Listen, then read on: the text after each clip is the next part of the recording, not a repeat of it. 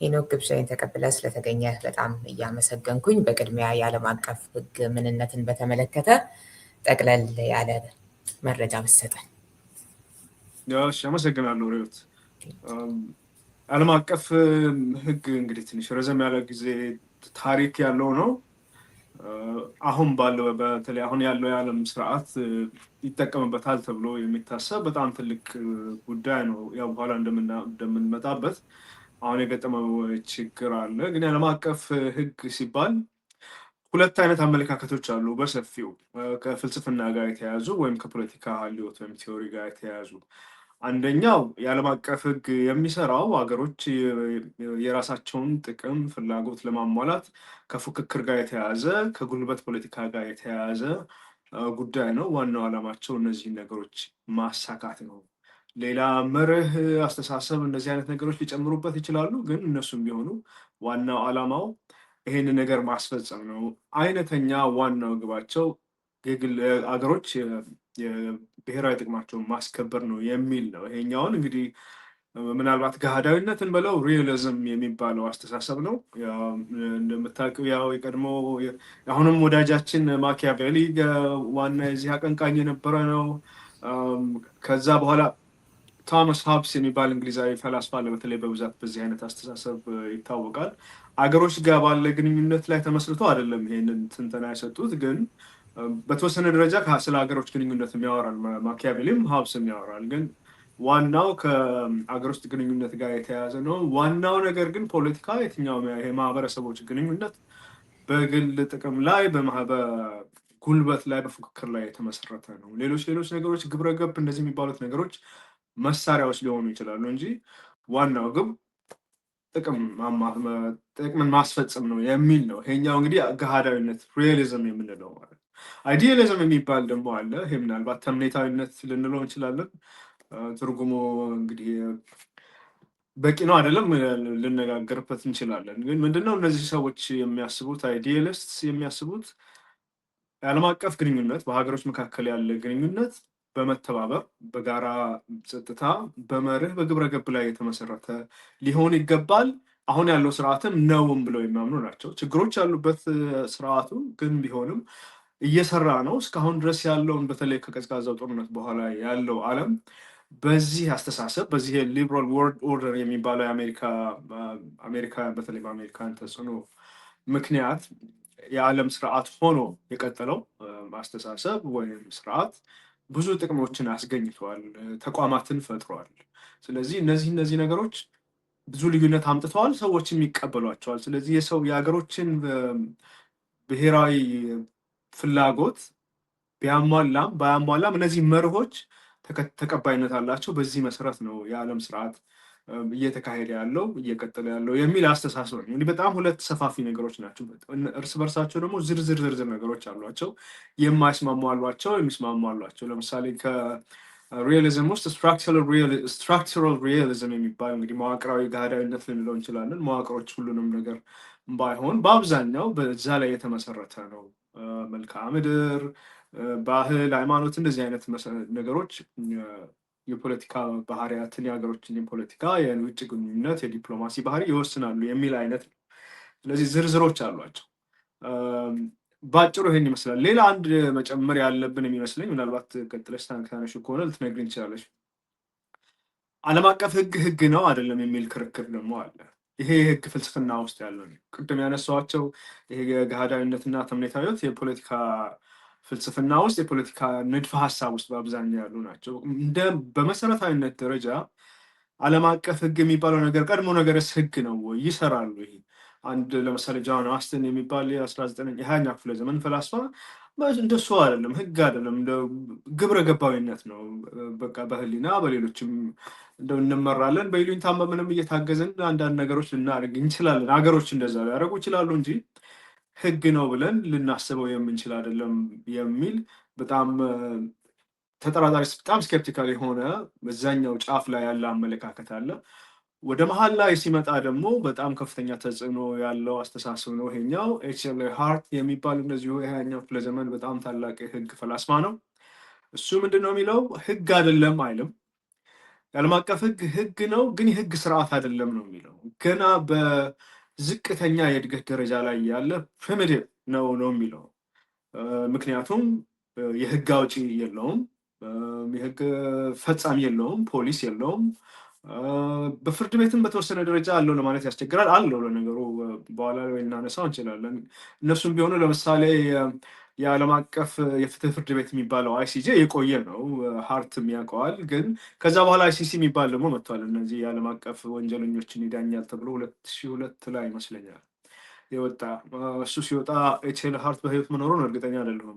ግን እሱም ቢሆን እነዚህ ብዙ ችግሮች እንዳሉባቸው ይታወቃል። እነዚህ ነገሮች በቂ አይደሉም። ለዛ ነው እሱ ገና በዝቅተኛ ደረጃ ላይ ነው ያለው፣ በውጥን ደረጃ ላይ ያለው ነው የሚለው እና ህግ አይደለም የሚለው ግን የሆኑ ደንቦች አሉ፣ አስተሳሰቦች አሉ፣ ልማዶች አሉ፣ የሀገሮች ስምምነቶችም አሉ። ይሄ ደግሞ ካስተመሪ ሎ የሚባለው ደግሞ አለ። እንደሱ አይነቶች አስተሳሰቦች የህግ ይዘት ያለው ነገር እንዳለ እንረዳለን። የህግ ባህሪ አለው፣ ግን ሙሉ በሙሉ ህግ ነው ብለን ልንተማመንበት የምንችለው የህግ ስርዓት አይደለም የሚል ክርክር አለ። ህግ ነው ብሎ የሚከራከሩ ሰዎች አሉ። እነሱን ብዙን ማብራራት የሚያስፈልገው አይመስለኝም። ይሰራል። ዓለም አቀፍ ተቋማት አሉ፣ ስምምነቶች አሉ። በዛ መሰረት ከሀገር ውስጥ ህግ ወይም ከዶሜስቲክ ከሚባለው ህግ የተለየም ቢሆን በራሱ መንገድ የሚሰራ ነው። በባህሪው ከዛ የተለየ ነው፣ ግን ቢሆንም የህግ ስርዓት ነው ብለን ልናስብ እንችላለን ከነ ድግመቶቹ የሚሉ ሰዎች አሉ እና በአጠቃላይ የዓለም አቀፍ ህግ ሀሳቡ ዓላማው በሀገሮች መካከል ያለ ግንኙነት ሰላማዊ እንዲሆን፣ በተቻለ መጠን የጋራ ደህንነት እንዲሰፍን፣ ሀገሮች ፍላጎቶቻቸውን ጥቅሞቻቸውን በሰላማዊ ዲፕሎማሲያዊ በሆነ መንገድ እንዲያስከብሩ ይረዳል ተብሎ የታመነበት፣ በተወሰነ ደረጃም ስኬት ያሳየ ግን ብዙ ችግሮችን ያሉበት፣ በተለይ አሁን የቬኔዙዌላው ጉዳይ በጣም ብዙ እንከኖቹን አጋልጦ ያወጣ፣ አፍጥጦ እንዲወጣ ያደረገ ክስተት ነው ብዬ አስባለሁ። እሺ፣ በጣም አመሰግናለሁ። እኔ እንግዲህ ህግ ነው ወይ ከሚለው ጀምሮ ያሉትን የተለያዩ እይታዎች፣ አመለካከቶች አሳይተህናል። ፊትስ ቢሆን አሜሪካ በርካታ መንግስታትን ለውጣ የለም ወይ በሰው ሀገር ጣልቃ እየገባችው የሚለው እና ሌሎችንም እንደዚህ አይነት ነገሮችን በማንሳት ምንም እኮ አዲስ ነገር የለም አይነት ነገር ሲባል ያለው።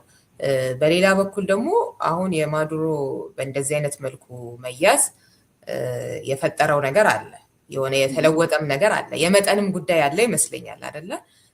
መሸፋፈንን እየሸፋፈኑ የማድረግን ጉዳይ በግልጽ ማድረጉን በራሱ ቅድም እንዳልከው የሚያመጣው የሚሰጠው አርአያነት ሌሎችን ደግሞ አይኛም እንችላለን የሚለው እንዲና ሌሎችንም ነገሮችን ስናስብ የድሮውና የአሁኑ መካከል አይ ድሮም እኮ ዓለምን የምትገዛው በዚሁ በጉልበተኞች ነው፣ ምን አዲስ ነገር አለ ማለት እንችላለን ወይ? ቢያንስ በመጠንም በአይነትም ከዚህ በኋላ በሚኖረው ውጤትም ጭምር የሚያመጣውን ነገር ይሄ የሰሞኑ የትራምፕ ግልጽ ያለ ቅድም ያልከው እንግዲህ ራዲካል ሆነስቲን በለው ምናምን በግልጽም እየተናገሩ ከዛም እያደረጉ ያለውን ነገር ስናይ እስኪ ድሮና ዘንድሮን አወዳድርልን።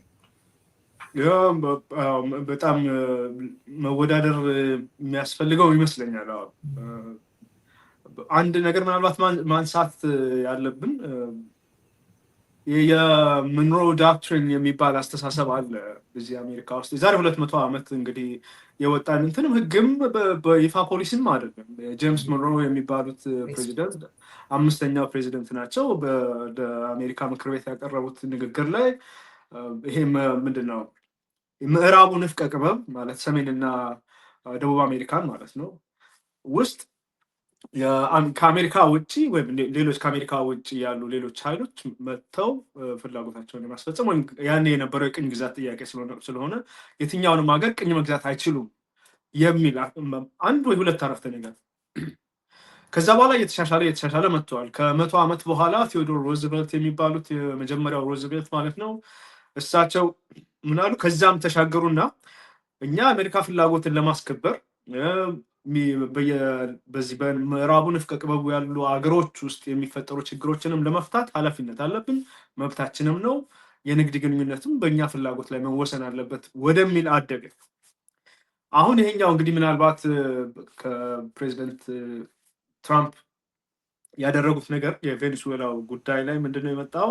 ይሄኛው እኛ የሞንሮ ዶክትሪን ነው የሚለውን አሻሻሉት እና እሳቸው ብለውታል ነው የሚሉት። እሳቸው ጉዳያቸው አይደለም፣ የሚያውቁትም አይመስለኝም። ጄምስ ሙንሮንም ላያውቋቸው ይችላሉ። ዳንሮ ዶክትሪን ነው ብለውኛል አሉ። ስለዚህ ዳናልድ የሚለውን የእሳቸውን ስም እና የጄምስ ሙንሮ ይሄ ፖርትመንቶ የሚባለው የሁለት ቃላት ጥምር ፈጥረው ዳኖ ዶክትሪን ነው አሉኝ ነው የሚሉት። ምንድነው ዳንን የጨመረው? የንግድ ግንኙነትም ቢሆን ለምሳሌ የቻይና በብሪክስ በኩል ሩሲያ በሌሎች የዓለም አቀፍ ግንኙነቶች በኩል ከንግድ ጋር የተያያዘ ግንኙነት ፈጥረው ምዕራብ ንፍቀ ክበቡት ይቅርታ የአሜሪካ ብሔራዊ ጥቅምን የሚጋፋ ምንም አይነት ተግባር መፈጸም አይችሉም ወደሚል ነው ሄደው። እንግዲህ የመጀመሪያው የምንለው ቅኝ ግዛት መግዛት አትችሉም፣ መታችሁ መግዛት አትችሉም ነበር። ሩዝቬልት መጡና እኛ ከዛም አልፈን ገብተን ጣልቃ ገብተን ፍላጎታችን እናስፈጽማለን ሆነ። አሁን መነገድም እኛ ከምንፈልገው ውጭ የንግድ ግንኙነትም ሌሎችም ዓለም አቀፋዊ የፋይናንስ ተጽዕኖ መፍጠር አትችሉም እኛ ካላመንበት ወይ እኛ ካልፈለግን ወደሚል ሄዷል ማለት ነው። ስለዚህ አሁን ወደ ጥያቄሽ ስመለስ በቀጥታ የዓለም አቀፍ ግንኙነቱ ድሮ ተመስርቶበት የነበረው የዲፕሎማሲያዊ አስተሳሰብ፣ የሰብአዊ መብት ቋንቋ፣ ይሄኛው የሊበራል አስተሳሰብ የነበረበት ተሸፋፍኖ ነበር የሚደረገው። በፊት መንግስት ሲቀይሩ ቀደሙት የአሜሪካ ፕሬዚደንቶች ዲሞክራሲ ተጨፍልቋል፣ ሰብአዊ መብት እየተጣሰ ነው፣ ሌሎች ሉዓላዊነት ተጥሷል። እንደዚህ አይነት ከሊበራል መርሆች ጋር የተያያዙ በይፋ ሲነገሩ መልካም የሚመስሉ የአሜሪካን ብቻ ሳይሆን የዓለም አቀፍ ማህበረሰብም ጥቅም የፍትህ ጥያቄ ሆኖ ነው የሚቀርቡት። መጠቅለያቸው እንደዛ ነው። መጠቅለያው ሲገለጥ ሌላ ነገር ነው ያለው። ብዙ ጊዜ እንደዛ ነው። ለምሳሌ አንድ ጥሩ ምሳሌ የኢራቁ የ2003 የሁለተኛው ቡሽ ጦርነት የሳዳም ሁሴን ጦርነት ማለት ነው። እሱ ላይ አሁን በጣም አስታውሳለሁ እኔ በጣም ብዙ ጥረት ይደረግ እንደነበረ የዓለም ሀገሮችን ለማስተባበር በጣም ብዙ ጊዜ ተፈጅተዋል። ውሸት ሁሉ ተዋሽቶ የጸጥታ ምክር ቤት እንዲስማማ ሁሉ ተደርጓል። ያ ሁሉ ምንድን ነው የሆነው? ፍላጎታቸው እኮ ይታወቃል። በኋላ ግልጽ ነው። አንደኛ በውሸት ነው የተካሄደው። እነዛ ጅምላ ጨራሽ መሳሪያዎች ሳዳም ሁሴን አልነበሯቸው። ከዲሞክራሲ ማስፋፋትም አልነበረም። እሱም ተገቢ ግብም አይደለም። ምንስ አገባቸው የሚል ክርክር ማንሳት ይቻላል። ሉዓላዊነት የምናከብር ከሆነ እንደዛ ነው መሆን የነበረበት። ግን እንደዛም ሆኖ ያን ያህል ርቀት በጣም ረዥም ጊዜ ወስደው መዋሸት፣ ሰዎችን ማሳመን አስፈልጓቸው ነበር። ያን ያህል ነበር የሚጠነቀቁት። የሚጠቀሙበትም ቃላት የዲሞክራሲ ቃል ነበር። ሌላ ቀን እንደገና ምንድን ነው ኔሽን ቢልዲንግ የሚሉት ደግሞ ነገር አላቸው። አገር መገንባት የሚል አስተሳሰብ አለ። አንዴም ተሰርቶ የሚያውቅ አይመስለኝም።